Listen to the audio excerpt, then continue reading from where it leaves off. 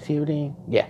Oh, wait, nope. Let me move this out the way. Alright, what's up, YouTube? HPJ here, and I am coming at you guys with a Salamangreat deck profile. So, it's been a minute since we've seen the Salamangreat, and it's been a while since I did a physical Salamangreat deck profile.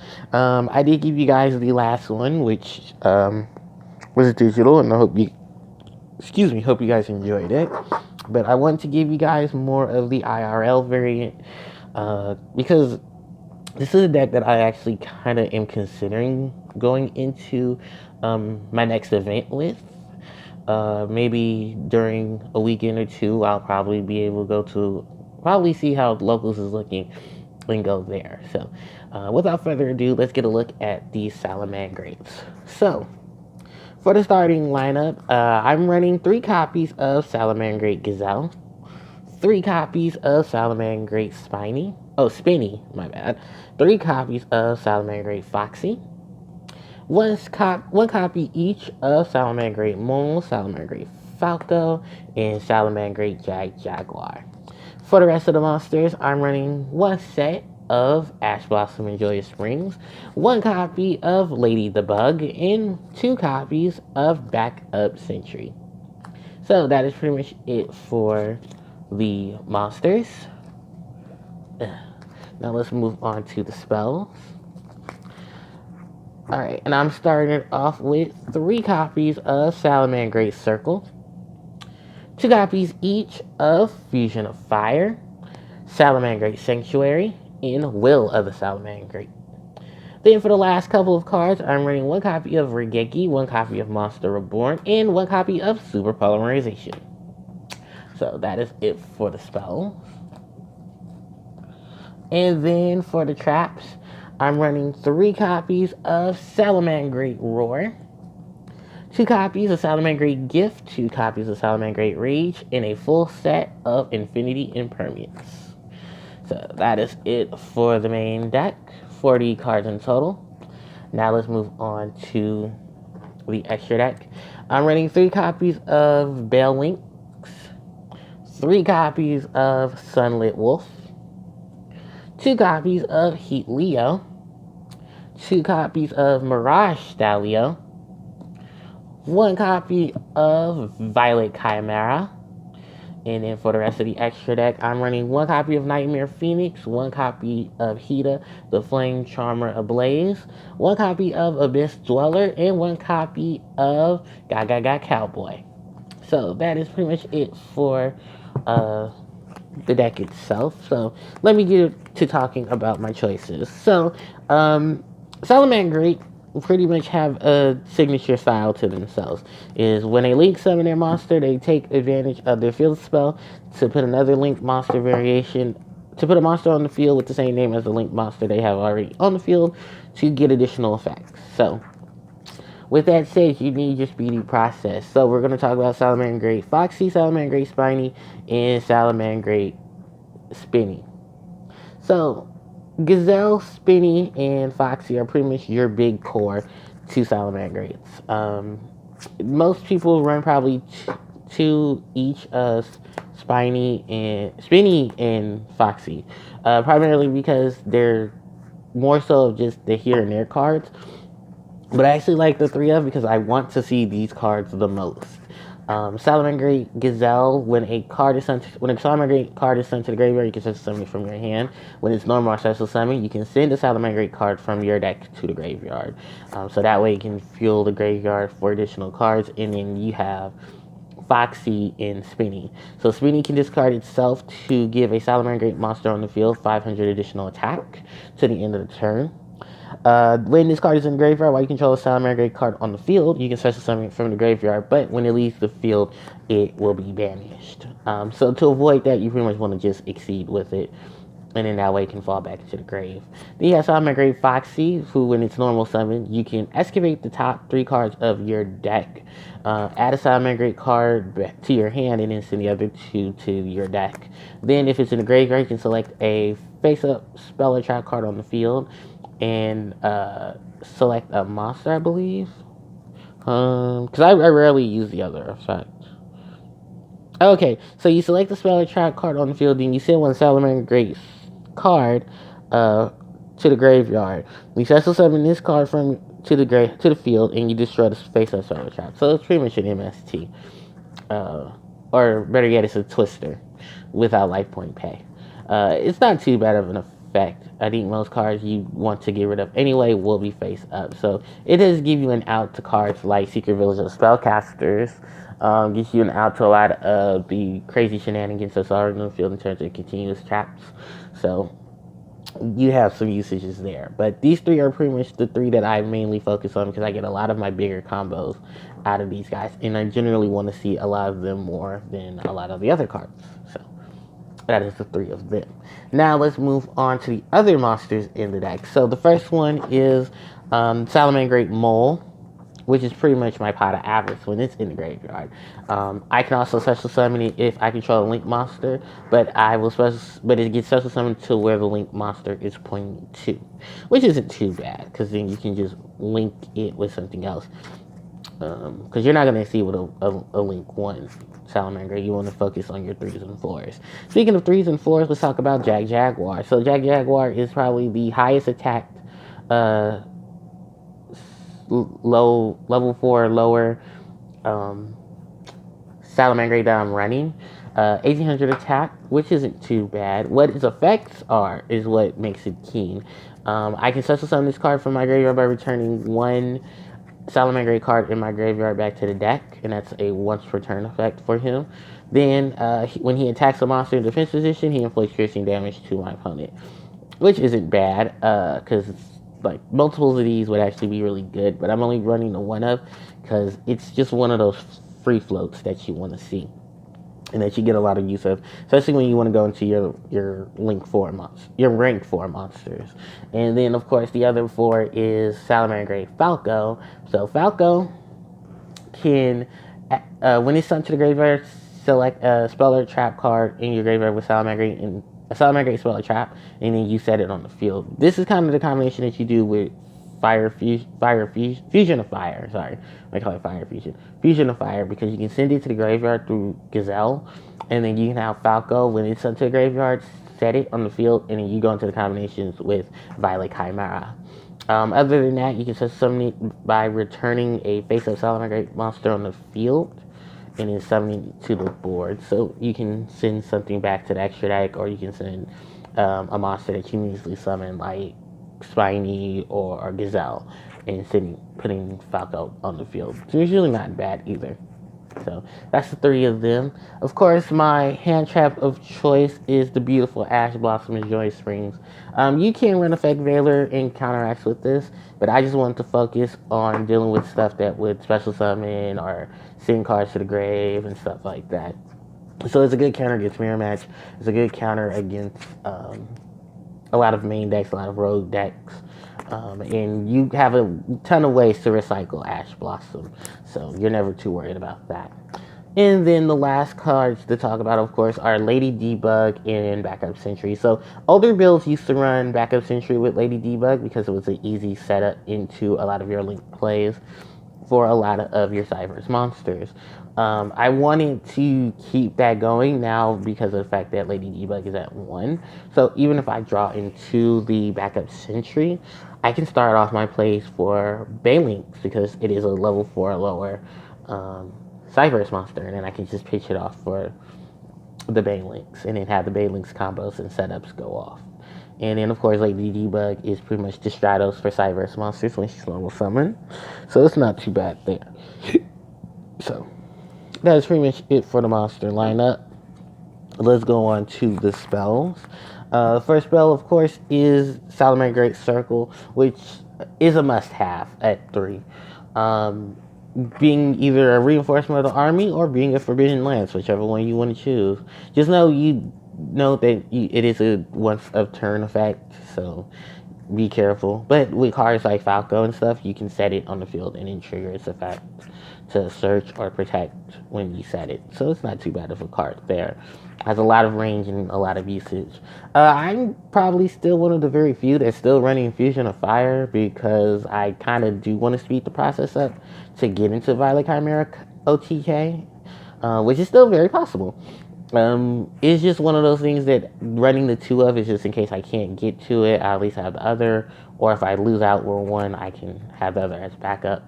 And it's really just a super polymerization when you do think about it. But because of how a lot of fusion decks have been going around, and now that Evil Heroes got in their fusion support, yeah, I'm gonna be using a lot of fusion setup. I kind of actually need to look for a second super poly now, even more with that going around. But yeah, Fusion of Fire is pretty much the Salamangreat variation of a Super Poly. It's treated as a Salamangreat card, so you can easily get it back with a lot of your monsters through their effects. And then next up is Salamangreat Sanctuary, which is pretty much the key component of this deck. What it does is you can link summon a link monster using a monster of the same name as its link material. Then when one of your Salamangreat monsters battles an opponent's monster, you can pay 1,000 life points, reduce the Salamangreat monster's attack to 0, and then you gain life equal to that monster's attack. This is kind of one of those other things you use with Violet Chimera, because I think if you can force the Chimera to be the target, Chimera's effect will trigger, I think, altering attack and defense, altering attack points, and that comes in handy as well. I don't think you want to make it 0 though, but yeah, it does get some wishes for some additional setups and effects.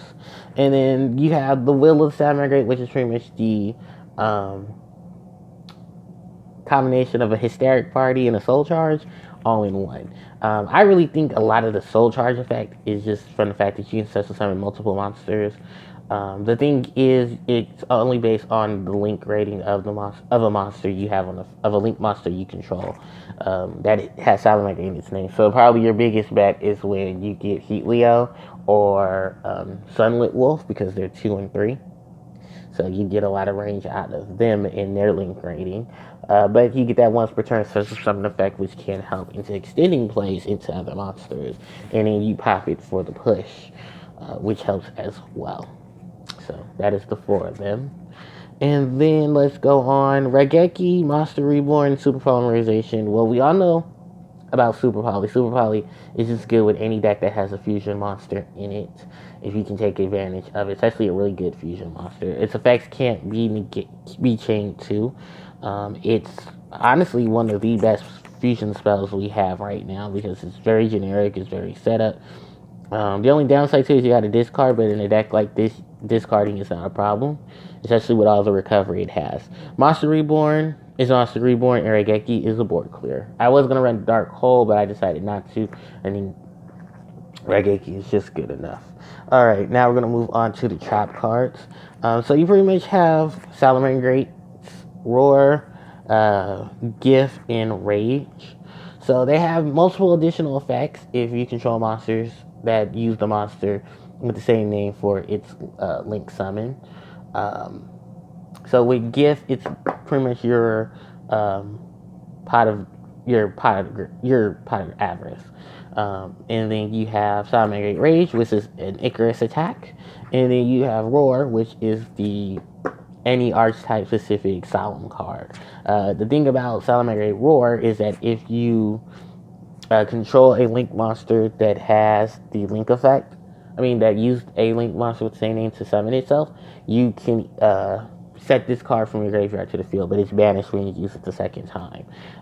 Gift gives you an additional draw and discard, and then Rage gives you additional cards to target to destroy, based on the link rating of the monster that you have on the field. So that is these 3 amazing cards, really good for a lot of the combinations. Discard, draw, reset up the field, and manipulating the graveyard setup. And then Infinity Impermanence is honestly a great substitute for Effect Veiler, if you can afford it, because this took me a while to get these, and I was lucky enough to get the 3 that I did before they ran out. But yeah, you can activate this card from your hand if you control no cards to pretty much negate a monster's effect to the end of the turn. And then the slot that the column that this card is in, when it activates its effect, any spells in that column cannot activate their effect. So it gives you a 2 for 1 with real ease, and it's a must-have if you can't if you can't honestly afford this effect Veiler, it's a good option. So, well, for monster negation, I don't know what to tell you about spells and traps setups, but yeah, it is good for pretty much substitute Veiler for it. Let's move on to the extra deck. Bale Lynx, Sunlit Wolf, and Heat Leo, Violet Chimera, and Mirage Stalio. These are the 5 extra deck monsters for the Salamangreat. So let's start off, of course, with the big guy itself, Violet Chimera. Chimera has an effect that it doubles its attack its defense if alterations of attack occurs, which is part of the OTK with Violet Chimera, because you do a whole lot of combinations and you use Heat Leo's effect to give Violet Chimera additional attack, and then Chimera will trigger to give, I think, double its own attack and defense, and then swing at an opponent. And I think he can swing multiple times too. So I'm not really sure because I've rarely used the combination effect, but I just swing over stuff. Mirage Stalio, when it's used for a link summon of a Salamangreat monster, you can compulsory evacuation device a monster on the field. Its other effect is when you can detach material from it to such summon a Salamangreat monster from your deck, but for the rest of the turn you cannot such summon monsters but fire. Luckily enough, everybody in this extra deck is primarily fire, with the exception of like 2 cards. But other than that, a great card for link summoning, a great additional monster, and a link 3, and very generic too. Next up is Heat Leo, who is a compulse to cells and traps. You use him as a material. If you have another Heat Leo that's used as material, I believe the additional effect is to target monsters and give them the alteration of attack and defense. That's why you combine it with the Violet Chimera. Then you have Sunlit Wolf, that anything that summoned to where it's pointing to, you can retrieve a fire monster from your graveyard, but fire is the only attribute of monsters that you can summon for the rest of the turn, which is perfectly fine. And then its retrieval effect for a fire monster as well helps tremendously, because you can go get your Ash Blossoms in Joyous Springs. Then you have Balinx, who can banish itself in the graveyard to protect the Salamangreat monster from being destroyed by battle or effect that turn. And then, or I think, is it that turn? Sure. No, you just protect it from being destroyed instead. So it's not for the turn, it's just when it's supposed to be destroyed then. Then the other effect, of course, is when it's link summoned, you can search your deck for Salamangreat Sanctuary and add it put it in your hand. You're primarily just setting that up so you can set up the combo plays to put one Salamangreat on top of the other, to put it on top of the other, and then keep going from there. Alright, so that is all of the Salamangreat extra deck cards. Next up, let's talk about all the other monsters. We have Nightmare Phoenix. I don't have Nightmare Cerberus yet, but Nightmare Phoenix just helps you get rid of spells and traps. Hito, the Flame Charmer Ablaze. This is a really good monster, because she has the capability. She has a ton of possibilities with this archetype. Fire, and then you can use a fire, and then she can take a fire monster, so it's good for the mirror match. And then when she's destroyed a battle card effect, you can add a fire monster with 15 or less defense from your deck to your hand, so it gives you more searchability and more searchability from that. I'm trying to also remember, is there any other additional effects? Nope, just that. And then you're going to use her effect once per turn. And then, of course, we have our extra deck monsters in the form of the rest of the Exceeds. We have Abyss Dweller and Cowboy. Abyss Dweller to help deal with graveyard effects, and then Cowboy for additional burn. I can easily switch out Cowboy for something like Tornado Dragon if spells and traps are something that I probably would need to deal with, or I can switch it out for Exciton Knight for massive removal, but whichever preference is preferred. So that's pretty much it for the deck profile, and I hope you guys enjoy.